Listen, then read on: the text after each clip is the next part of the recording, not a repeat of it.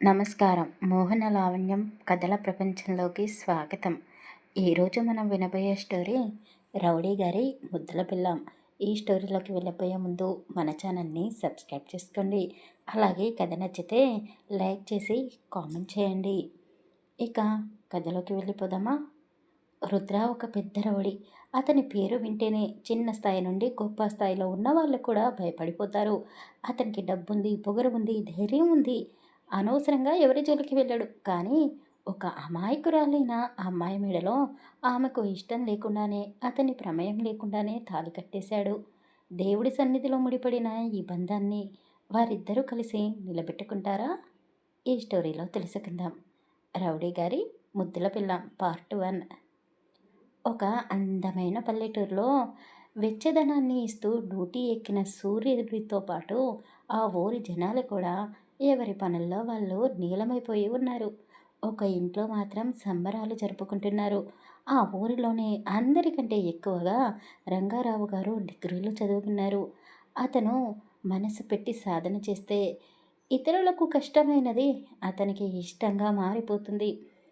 రంగారావు గారి అమ్మా నాన్నలు వ్యవసాయం పనులు చేసుకునేవాళ్ళు. వాళ్ళకు చదువు రాదు, వేలు ముద్రలు వేస్తారు. కానీ కొడుకుని బాగా చదివించారు. చదువు అయిపోయింది కదా అయ్యా, ఇప్పుడు గవర్నమెంట్ జాబ్కి రాస్తావా? ఒకరి చేతి కింద పని చేయాల్సిన అవసరం మనకు లేదయ్యా. 100 ఎకరాల భూములు ఉన్నాయి. భూమిని నమ్ముకున్న వాళ్ళు ఎప్పుడూ నష్టపోలేదు. నీతో పాటు 10 మందికి కడుపు నింపుతావు. ఈ వంశానికి ఏకైక వారసుడివి. పట్నం వెళ్ళి కష్టపడడం ఎందుకయ్యా? ఇక్కడే ఉండి వ్యవసాయం చేసుకో. చక్కటి పిల్లని చూసి పెళ్ళి కూడా చేస్తాము అని వాళ్ళ అమ్మ నాన్నలు ఇద్దరూ అన్నారు. రంగారావు గారు వాళ్ళ మాటలు విని నవ్వేశాడు. ఇప్పుడే చదువైపోయింది కదా అమ్మా, అప్పుడే పెళ్ళి వరకు వెళ్ళిపోయారేంటి? ముందు నన్ను లైఫ్లో సెటిల్ అవ్వనివ్వండి. పని పాట లేని వాడికి పిల్లను వరిస్తారు అని నవ్వేశాడు. అయ్యో, నీకేం తక్కువయ్యా? ఊరు లేదా, ఇంటి పేరు లేదా, ఊళ్ళో పొలం లేదా, ఇల్లు లేదా? నీ వెనక ముందు మేము ఉన్నాము. ఇక నీకు పిల్లని ఇవ్వకపోవడం ఏంటి అని వాళ్ళమ్మ కోపంగా అన్నది. అయ్యో అమ్మ, నేను అలా అనలేదు. మీకు కొడుకుగా పుట్టడం నా అదృష్టం. నేను నా తర్వాత తరాలు కూర్చొని తిన్న తరగని ఆస్తి తాత ముత్తాతలు మా నాన్నగారు నాకు సంపాదించి పెట్టారు. కానీ నేను నాకంటూ ఒక గుర్తింపుని పొందాలి అనుకుంటున్నాను అని రంగారావు గారు అన్నారు. వాళ్ళ నాన్న కొడుకు మాటలు వింటూ అతని ఆలోచన విధానం ఎటువైపు వెళ్తుందో అంచనా వేయగలిగాడు. అంటే ఏం చేయబోతున్నావురా అని అడిగాడు. అదే నాన్న, మన తాత ముత్తాతలు నడిచిన దారిలోనే వెళ్ళాలనుకుంటున్నాను. అప్పట్లో చదువు లేదు. ఎవరి దగ్గర డబ్బు ఎక్కువగా ఉంటే వాళ్ళనే ఊరికి ప్రెసిడెంట్గా ఎన్నుకునేవాళ్ళు జనాలు. ఇక మీ తరానికి వచ్చేసరికి కనీసం పేరైనా రాస్తే చాలు అన్నారు. మీకు ఇంట్రెస్ట్ లేదు కాబట్టి రాజకీయం వైపు వెళ్ళలేదు. కానీ నా రక్తంలోనే రాజకీయ వారసత్వం ఉంది. నేను చదువుకున్నది కూడా పాలిటిక్స్ కాబట్టి మీరు నన్ను కొద్ది రోజుల పాటు వదిలేయండి. సొంతంగా పార్టీ పెట్టి నాకంటూ ఒక గుర్తింపు తెచ్చుకుంటాను అని కొడుకు చెప్పేసరికి వాళ్ళు కూడా కొడుకు ఇష్టాన్ని కాదనలేకపోయారు. ఇక తల్లిదండ్రులు ఇచ్చిన డబ్బు తీసుకొని రంగారావు మొదట కొంతమందిని పోగు చేసుకొని కొత్తగా పార్టీని ఏర్పాటు చేసుకున్నాడు. ముందు రంగారావు మండల స్థాయిలో గెలిచాడు. ఆ గెలుపుతో చుట్టుపక్కల ఉన్న మండలాల వారికి కూడా అతని గురించి తెలిసిపోయింది. అతను వాళ్ళ పూర్వీకుల పేరు మీద ఒక ట్రస్ట్ని నడిపిస్తున్నాడు. ఆ ఫౌండేషన్ ద్వారా చాలామంది పేదవాళ్లకు, అనాథ పిల్లలకు, వృద్ధులకు సహాయం చేశాడు. చాలా కొద్ది కాలంలోనే రంగారావు గారి పేరు అందరి నాలుకల మీద వినపడుతూ ఉండేసరికి అపోజిషన్ పార్టీ వాళ్ళకి అతనంటే కోపం తెచ్చుకున్నారు. అతను డబ్బుంది, గుండె ధైర్యం ఉంది అతనికి. అతని వెనకల ఉన్న వ్యక్తులు డబ్బుల కోసం కాకుండా మంచి చేయాలనే ఉద్దేశంతో అతనితో పాటు ముందడుగు వేశారు. కాబట్టి అతని మనుషులు కూడా అతనిలాగే ఎవరికి లొంగేవారు కాదు. ఇక వాళ్ళని ఆపేది ఎవరు? రంగారావు గారు రాజకీయంలో ఒక్కో మెట్టు ఎక్కుతూ స్టేట్ లెవెల్కి వెళ్ళాడు. సుభద్రమ్మ గారికి ఒకటే దిగులు పట్టేసుకుంది. ఈ రాజకీయంలో పడి వీడు పెళ్లి చేసుకుంటాడా, ఒంటరిగా మిగిలిపోతాడా, నా వంశం ఇక ముందుకు వెళ్ళదా అని వాళ్ళ అమ్మ దిగులుతో జ్వరం తెచ్చుకుంది. తల్లిని చూడడానికి వచ్చిన రంగారావు గారు ఆమె బాధని, ఆవేదనని అర్థం చేసుకొని పెళ్ళికి ఓకే చెప్పాడు. ఆ అమ్మాయి ఎలా ఉన్నా సరే మంచి మనసు ఉండి నన్ను అర్థం చేసుకుంటే చాలు అని చెప్పాడు. ఇక రంగారావు గారితో పెళ్ళి అనగానే చాలామంది డబ్బున్న తల్లిదండ్రులు, రాజకీయ నాయకులు వాళ్ళ అమ్మాయిలను ఇస్తామంటూ ముందుకు వచ్చారు. కానీ వాళ్ళెవ్వరూ రంగారావుకి నచ్చలేదు. ఒకరోజు సుభద్రమ్మ గారి పుట్టింటి తరపున పెళ్లికి వెళ్ళాల్సి వచ్చింది. రంగారావు గారు కూడా పక్క ఊరిలోనే మీటింగ్ పూర్తి చేసుకొని అదే పెళ్లికి వెళ్ళాడు. అక్కడ అనుకోకుండా అతను ఒక అమ్మాయిని చూశాడు. ఆమెను చూడగానే అతనికి బాగా నచ్చేసింది. ఆ విషయమే వాళ్ళ అమ్మా నాన్నలకు చెప్పాడు. వాళ్ళు ఆ అమ్మాయిని ఇంటికి కోడలుగా తెచ్చుకోవడానికి ఒక వారం రోజుల పాటు తెగ ఆలోచించేశారు. ఆ అమ్మాయికి నలుగురు చెల్లెళ్ళు ఉన్నారు. ఇంటికి పెద్దది. మొగదిక్కు లేని ఇల్లు. చాలా పేదరికంలో ఉన్నారు. కానీ చూడడానికి అమ్మాయి లక్షణంగా ఉంది. వాళ్ళకి ఆస్తి లేకపోతేనేంటి? మనకు ఉంది కదా! అయినా మన కొడుకు నచ్చిన అమ్మాయి తను. నచ్చిన అమ్మాయిని ఇచ్చి పెళ్లి చేస్తేనే కదా వాడు జీవితాంతం భార్యతో సంతోషంగా ఉంటాడు అని ఆళ్ళ తల్లిదండ్రులు ఆలోచించి కొడుకు సంతోషమే ముఖ్యమని రంగారావు నచ్చిన ఆ అమ్మాయినే ఇచ్చి పెళ్లి చేశారు. కాపురానికి వచ్చిన భార్య పుట్టింటి వాళ్ళని రంగారావు సెటిల్ చేసేశాడు. ఇక ఆవిడ తిరిగి పుట్టింటి వైపు చూసే పని కూడా లేదు. వీళ్ళ కాపురం చాలా సంతోషంగా సాగిపోతూ ఉంది. రంగారావు గారు కూడా రాజకీయంలో మంచి పేరు, పెద్ద పదవిని సంపాదించుకున్నాడు. రంగారావు గారు చాలా అందంగా 6 అడుగుల ఆజానుబావుడిలా, చూడ్డానికి చిక్కల్లో చందమామలా భలే అందంగా ఉంటాడు. ఒక్క చెడు అలవాటు కూడా లేదు. భార్యని ఎంతగానో ప్రేమిస్తాడు. ఆమె కూడా భర్త క్షేమం కోరి ఎప్పుడూ పూజలు, వ్రతాలు అంటూ గుళ్ళ చుట్టూ తిరుగుతూ ఉంటుంది. ఆమె అతని కోసం ఉపవాసాలు చేసేది. అలా ఒకరోజు ఉపవాసం చేసి రోడ్డుపై నీరసంతో కళ్ళు తిరిగి పడిపోయింది. ఒంటరిగా వెళ్ళిన భార్య సాయంత్రం అవుతున్నా ఇంకా ఇంటికి తిరిగి రాలేదు అని రంగారావు గారు కంగారు పడుతూ ఉన్నారు. అప్పుడే అక్కడికి ఒక అతను ఆమెను తీసుకొని ఇంటికి వచ్చాడు. ఆమె నీరసంతో ఉంది. అయ్యో! ఏం జరిగింది? అంటూ రంగారావు భార్య భుజం చుట్టూ చేతులు వేసి ఆమెను పట్టుకున్నాడు. సార్, మీ ఆవిడ రోడ్డుపై పడిపోయింది. నేనే హాస్పిటల్కి తీసుకుని వెళ్ళాను. అడ్రస్ అడిగితే మీ పేరు చెప్పింది. మీ పేరు చెప్తే ఇక అడ్రస్తో పనేముందండి అని ఈ అవతలి వ్యక్తి నవ్వుతూ అన్నాడు. ఇక చాలు, ఉపవాసాలు వద్దు, ఏమీ వద్దు. ఇతను మంచివాడు కాబట్టి నీకు ఏమీ జరగలేదు. సేఫ్గా ఇంటికి తీసుకొని వచ్చాడు. ఇతని ప్లేస్లో వేరే వాళ్ళు ఉంటే నిన్ను ఏమైనా చేస్తే నేను బ్రతికి ఉండగలనా అని రంగారావు గారు మొదటిసారి భయపడుతూ అన్నాడు. అక్కడే ఉండి అదంతా గమనిస్తున్న అతను ఇక నేను వెళ్ళొస్తానండి అని చెప్పి అక్కడి నుండి వెళ్ళబోతూ ఉంటే రంగారావు గారు అతన్ని ఆపేసి కొంత డబ్బు ఇచ్చాడు. వద్దు సార్, ఏదైనా అవసరం ఉంటే నేనే మీ దగ్గరికి వస్తాను. అప్పుడు మీరు నాకు ఖచ్చితంగా హెల్ప్ చేయాలి అని చెప్పి అతను వెళ్ళిపోయాడు. రంగారావు గారు ఆ క్షణం నుండి భార్యని కంటికి రెప్పలా చూసుకుంటున్నాడు. ఆమెకు సపరేట్‌గా పని వాళ్ళను ఏర్పాటు చేశాడు. ఒక నెల రోజుల నుండి ఎందుకో అతని మనసంతా అల్లకల్లోలంగా ఏవేవో పిచ్చి పిచ్చి ఆలోచనలు చేస్తూ ఉంది. రాజకీయంలో కూడా అతనికి కలిసి రావడం లేదు. ఇక వాళ్ళ నాన్నగారు కూడా ఈ మధ్య ఆరోగ్యం బాలేక మంచాన పడి ఉన్నారు. తల్లి ఒక్కతే బాధపడుతూ ఉంది. అసలు ఏం జరుగుతుందో రంగారావు గారికి అర్థం కావడం లేదు. అతని భార్యని కాపాడిన వ్యక్తి మళ్ళీ రంగారావు గారి దగ్గరికి వచ్చాడు. నాకు ఏదైనా పని ఉంటే ఇప్పించండి అని అతని కష్టాలని అతని ముందు చెప్పుకొని బాధపడ్డాడు. ఊళ్ళో ఉన్న తల్లిదండ్రులను చూసుకోవడానికి ఎవరో ఒకరు కావాలి కాబట్టి రంగారావు ఆ వ్యక్తిని వాళ్ళ అమ్మా నాన్న దగ్గరికి పంపించేశాడు. కొద్ది రోజుల్లోనే రంగారావుకి అతను చాలా నమ్మకస్తుడు అయిపోయాడు.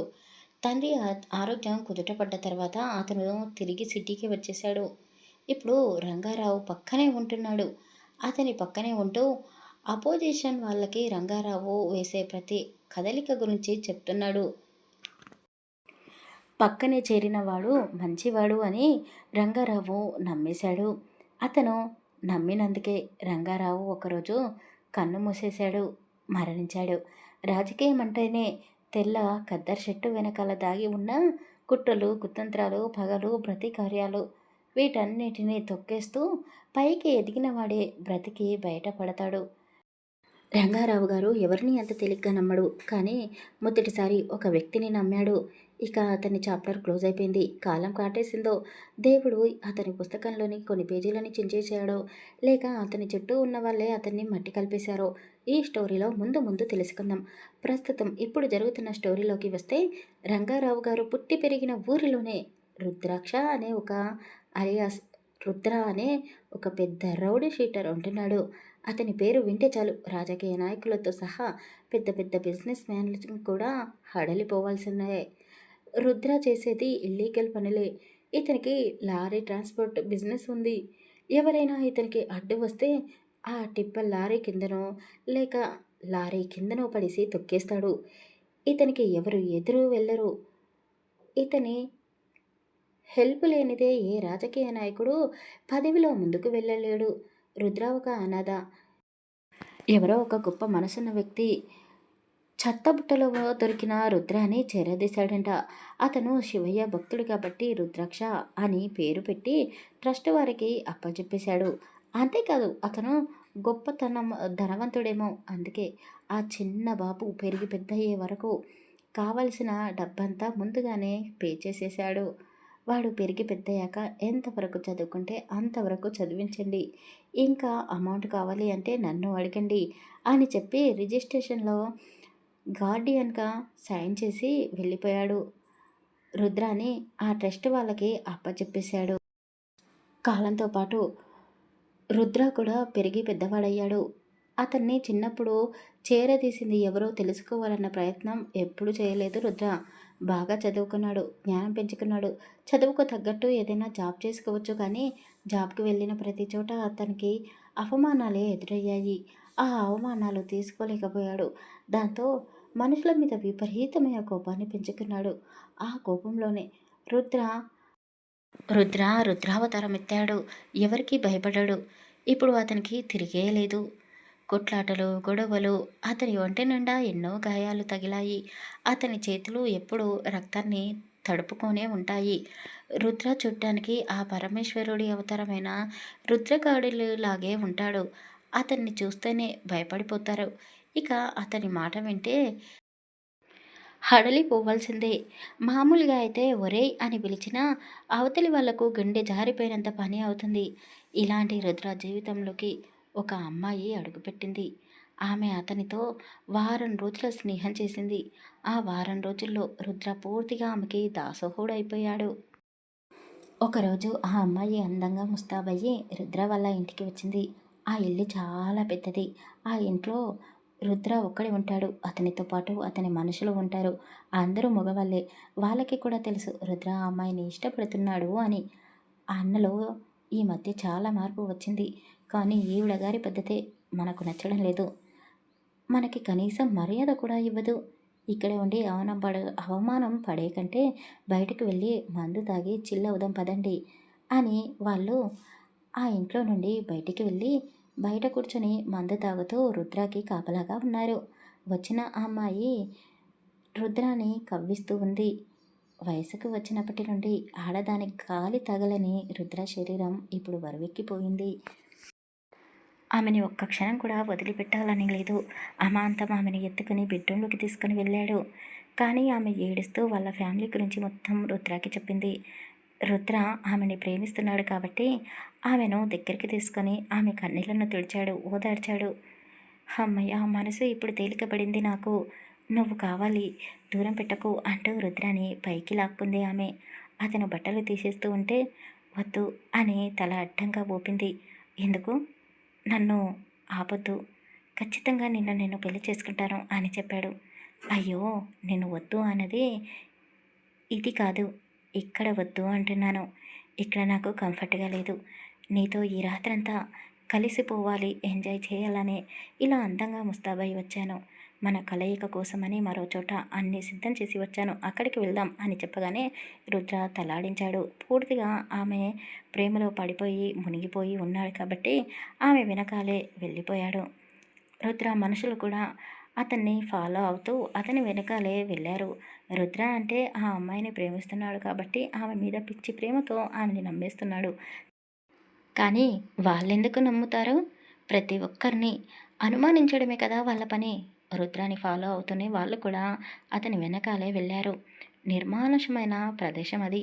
పక్కనే కొద్ది దూరంలో గుడి ఉంది. ఆ గుడి ప్రాంగణమంతా పూలతో అలంకరించి ఉంది. ఎవరిదో తెల్లవారితే పెళ్లి జరగబోతుంది.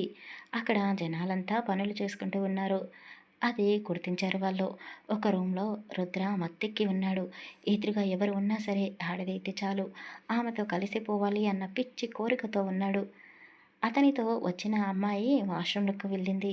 ఆమె వచ్చేలోగా రుద్ర పూర్తిగా బట్టలన్నీ తీసేసి మ్యూట్‌గా నిలబడి ఉన్నాడు. ఆమె కూడా వాష్‌రూమ్‌లో నుండి బయటికి వచ్చింది. ఇద్దరి శరీరం పైన బట్టలేమీ లేవు. ఇద్దరూ పిచ్చి పట్టిన వాళ్ళలాగా అరుస్తూ ఇష్టం వచ్చిన వాగుడు వాగుతూ ఒకరిలో ఒకరు పూర్తిగా కలిసిపోయారు. ఆ రాత్రంతా వాళ్ళిద్దరికీ నిద్రే లేదు. కలుస్తూనే ఉన్నారు.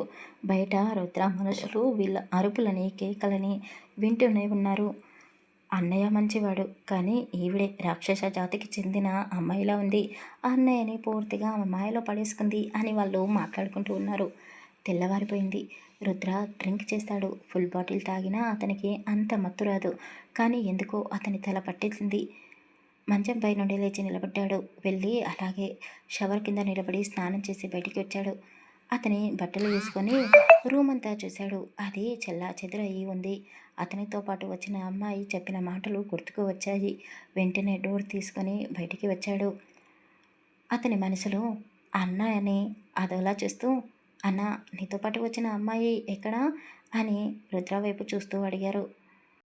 వెళ్ళిపోయినట్టుంది. వాళ్ళ ఇంట్లో వాళ్ళు తనకి పెళ్లి చేస్తున్నారంట. ఇప్పుడు మనం అక్కడికి వెళ్తున్నాం. తను నాకు కావాలి. ఆమె నా సొంతం. తనని పెళ్లి చేసుకొని నా సొంతం చేసుకుంటాను అని చెప్పి రుద్ర తన మనుషులను తీసుకొని ఆమె చెప్పినట్టుగానే పక్కనే గుడిలో జరగబోతున్న పెళ్లి మండపం వైపు వెళ్ళాడు.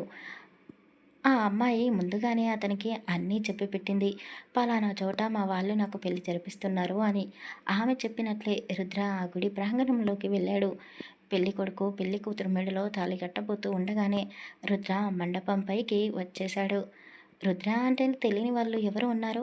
అక్కడికి చాలా పెద్దవాళ్ళు, గొప్ప స్థాయిలో ఉన్నవాళ్ళు కూడా వచ్చారు. రుద్రాని చూసి అందరూ ఆశ్చర్యపోయారు. కానీ రుద్ర ఆ పెళ్లి కొడుకుని పక్కకి తోసేసి అతని చేతిలో ఉన్న తాళిని తీసుకొని ఆ పెళ్లి కూతురు మెడలో కట్టేశాడు. ఆ పెళ్లి అందరికీ షాక్ తగిలేలా చేసింది. తాళి కట్టిన పెళ్లి కూతురు ముఖం చూసి రుద్ర కూడా షాక్ అయ్యాడు. తనువు పంచుకున్న అమ్మాయిని పెళ్లి చేసుకున్నాను అన్న సంతోషంలో ఉండాలి కదా రుద్ర. మరి ఎందుకు పెళ్లి కూతురిని చూసి షాక్ అయ్యాడు? అసలు ఏం జరగబోతుంది తర్వాయి భాగంలో తెలుసుకుందాం. కథ నచ్చితే ప్లీజ్ లైక్ చేసి ఒక చిన్న కామెంట్ చేయండి. అలాగే మన ఈ కొత్త ఛానల్ని సబ్స్క్రైబ్ చేసుకోండి.